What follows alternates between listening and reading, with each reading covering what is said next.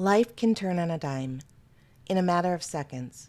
A single moment has the power to change our entire known existence, to propel us down a path we never expected, never saw coming, and have no idea where it is leading. One moment, all is well. The next moment, that something happens.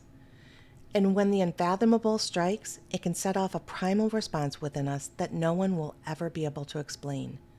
Those who have felt it or have seen it know it. They trust it.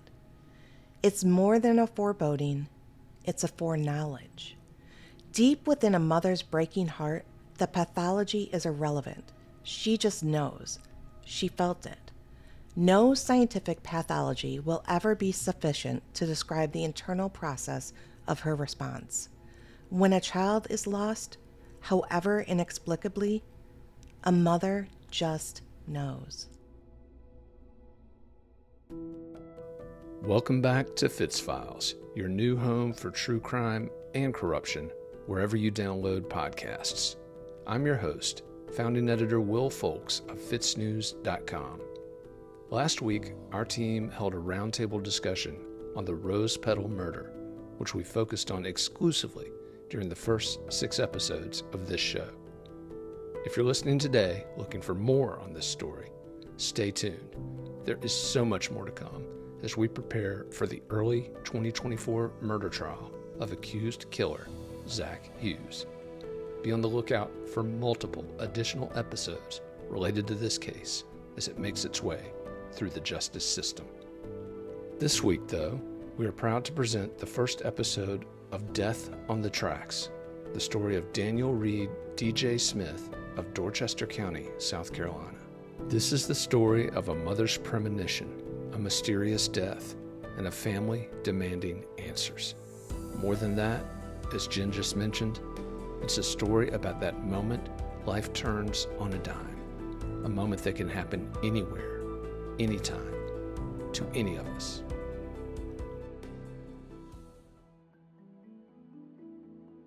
This was as normal a day as any other in the Melendez house. Filled with the usual family activities, there was nothing to suggest the sense of peace and familiarity which permeated the humid midsummer air would be interrupted. Making their way home after a casual outing on August 11th, 2018, Lisa and Eric settled in and did something rather routine. They turned on the police scanner. Eric was an investigator with the South Carolina First Circuit Solicitor's Office, and it was his and Lisa's custom to listen to the scanner in the evenings as they relaxed. You might say the rhythmic and predictable chatter of an uneventful evening was a source of comfort for the law enforcement family, a sign everything was all right. But familiar sounds were not on the playlist for this particular evening, which was about to become the furthest thing from peaceful. The sound that broke through the mundane gripped Lisa's heart mercilessly, even though she couldn't say how or why. In a moment of absolute clarity, she felt the sudden absence of her son with every part of her being. So, the day DJ died, can you tell me about? Yeah. That was Saturday. We had went to the mall and went to Wild Wings.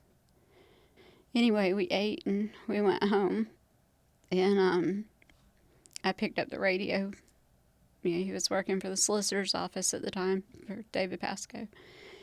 And I picked up the radio and sat it down on the coffee table, and I kind of laid down on the couch that I really don't use. We don't use that couch. You know, it's in the den, and so the first thing that came out across the radio was there was a body found on the tracks. And my heart literally left my chest and came back like a rubber band. And that's all they said. And yeah, and it just hurt so bad. And I told him, I said, pray for this family. And he said, hang on, I'll be right back. And walked in the bedroom and came back. And I said, no, I mean this family, our family. And he said, why do you say that? I said, that was DJ. That was my son. He said, no, it wasn't. Why would you say that? He would never be there. I said, I don't know, but it was. I said, my heart just hurt, and it was him. I knew not to call him.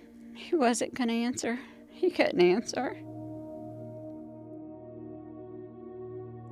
The words that came across the scanner were vague. Officers were being summoned to a crime scene near Jedburgh, South Carolina, where a body had been found on the railroad tracks. A body. It was no more specific than that. Yet while she could not explain how or why, Lisa, in a moment which defies all logic, immediately and intuitively knew the body was that of her son, Daniel Reed Smith, the boy she raised, the boy with the contagious smile, who now had a son of his own with his own contagious smile, was dead. That smile, which had lit up rooms for nearly 3 decades, was gone. Her husband, the seasoned investigator, encouraged her to reconsider, to not jump to conclusions, to believe the scanner was, in all likelihood, speaking of a stranger. He told her to have faith that whatever it was, there was no reason to think the worst. Not yet. So she tried. So, I must have dozed off for 40 minutes, 45 minutes. I remember kind of dozing in and out, and I smelled coffee. That's when I jumped up and went to him, and I said, where's the coroner? They're not here. Eric, DJ's stepfather, started making calls. He knew the people who were responding to the scene. If nothing else, he intended to put his wife's mind at ease. But the responses he received were anything but reassuring. And not because of what was said. It was the absence of information that was most alarming. The few carefully parsed words that were shared sparsely fell along the lines of officers saying they were still processing the scene. Those were the words that members of law enforcement use when talking to civilians, not at all the candid and uncensored words they use when speaking to each other.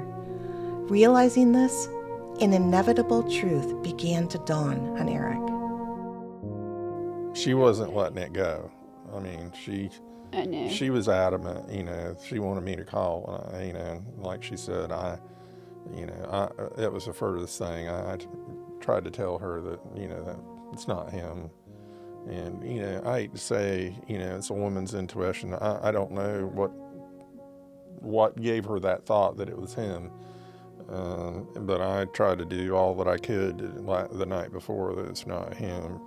You're worrying yourself over nothing. And the next morning she was right back at it, wanting me to call. And, out of respect for her and, she wasn't going to let it go. I called, and it really wasn't any of my business, because I wasn't, I didn't work for either one of those agencies, but I called just to see, give him his name and find out if it was him. And in reality, she was right. She was right all along, and truly, it was him. I couldn't believe it 40 minutes later. I had my doubts when they wouldn't tell me who it was, and they have a right not to tell me, but I knew then that there was more to it. Eric and Lisa were left in the unenviable position of waiting for that dreaded knock on the door. The agonizing certainty that formal notification was imminent took hold over them, hovering like a cloud of doom. There was nothing they could do, nothing but wait. When officials from the coroner's office pulled into their driveway the following morning, Eric met them outside and received the news. It was exactly as Lisa said. They were only confirming the truth that her heart had detected many hours before from those few vague words on the police scanner. Overwhelmed by the moment, Lisa doesn't remember anything after seeing them walking up the drive until Eric pulled her up from the bathroom floor and coaxed her into the living room where the officials were waiting to speak to her. And then I remember I was in the bathroom. He came and told me I had to come out there. They had to talk to me. I said, I do not need them to tell me what I already know. And he said, no, they have to talk to you. And my first question was he shot? And then I don't know after that. What do you remember them telling you when they arrived? I kind of lost my composure too, and I still do today, because, Keith Elmore and I, we were detectives together. It's hard for me to talk about it because of him. He was like a brother, we were like brothers from another mother, and he and I kicked a lot of doors together, and we had each other's back many, many days. He had since moved to the coroner's office, and he was a deputy coroner under the coroner himself in Dorchester County. While we still communicated and stuff like that, we were still close. I knew, I just remember him tell me it wasn't him, man, and, he just hugged me, and, it's what it is. But I don't remember much about that day other than him just hugging me, and he knew, and I knew, and, it's a sad day. And I feel bad for my wife, Right. then, because that was her son. And so, it was like kind of the beginning of our lives, to find out what happened to him. With the tragic news now officially in hand, with her innate sense of loss now confirmed in black and white on the paperwork the coroner's office handed her, Lisa was now confronted by a vast void of information about what had actually happened to DJ. When she asked if he had been shot, she was told details wouldn't be known until an autopsy was performed. What she was told was concerning, chilling even, and cause for confusion considering law enforcement's initial assessments of the crime scene lacked even the most basic supporting information. As incomplete answers surfaced in the months ahead, they resembled the scattered pieces of a puzzle, with no box to guide them. Nothing more than random glimpses of truth, too few to connect, failing to provide even a partial picture. If you've ever tried solving a jigsaw puzzle that is missing pieces without the box, and without that picture on the front of the box to use as a reference for the end result, you may be able to imagine the situation confronting Lisa and Eric Melendez. And if you gather the flat edge pieces and join them together to construct a border, while the picture within remains a mystery, there is some sense of defining the outcome. But even that outlying border raises more questions than it answers. They said that it looked like he had been killed and placed on the tracks, and they had found 2 shells. I remember that part. Without providing any of the evidence that led them to this conclusion, officials from the coroner's office told Lisa and Eric it appeared as though DJ had been killed, and his body placed on the train tracks. Killed? But how? By whom? And for what? Lisa and Eric already knew something was horribly amiss, but the reality that someone could have taken DJ's life from him hit even harder than the initial news of his death. Lisa's son, the boy with the infectious grin who loved to joke and make people laugh, was known to his friends and family as DJ. Daniel Reed Smith was her middle child, the only boy in a trio of close-knit siblings. He was the first boy, the only boy, and his sister was 2 years and 25 minutes younger than him. And his older sister was 2 years and a month older than him. Okay. So they were all very close. But he liked to pick. He loved to make people laugh. Please people, do whatever he needed to do to make sure everybody was happy. I don't know. He was just.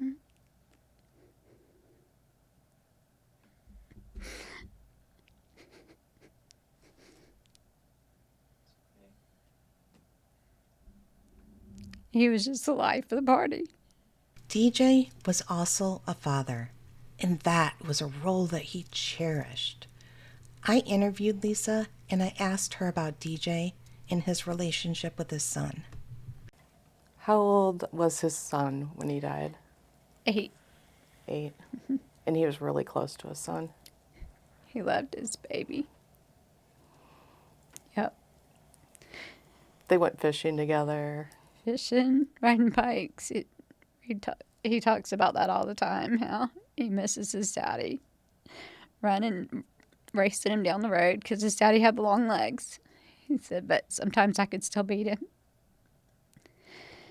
Yeah, he misses him. But yes, they did everything together. Now that the boy is a little older, he too has questions about what happened to his dad.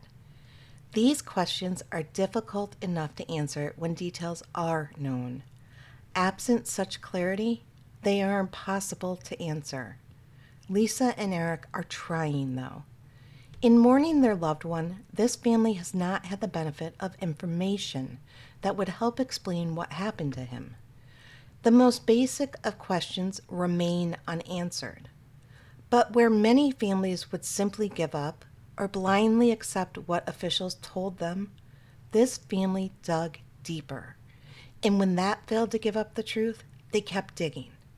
Here are the first puzzle pieces Lisa and Eric found. 29-year-old DJ Smith was with friends on that last night, August 10, 2018, at their Ridgeville, South Carolina home. There was a party with a bonfire. DJ arrived at the gathering with a friend named Trevor McGee sometime between 9 and 10 o'clock p.m. DJ appeared to keep his distance from the other partygoers and spent much of the evening on his phone, according to witnesses. Police were able to confirm this by reviewing his cell records. The details of what happened that night are a mystery, though, in large part because accounts vary wildly from one partygoer to the next. When Dorchester County detectives began to investigate the case as a murder 9 days later, they started by interviewing these same partygoers, receiving contradictory, conflicting accounts. The gathering was held at a home rented by Catherine Boyd and Ashley Adams, who both said DJ didn't seem like himself that night. Everything else police were told about the events leading up to DJ's death and the subsequent discovery of his body on the railroad tracks was convoluted and inconsistent. But why? How is it that these so-called friends were so unreliable in the aftermath of DJ's death? Were they so unaffected by this tragedy they didn't even bother to think of a plausible explanation or compare notes to provide authorities with helpful leads?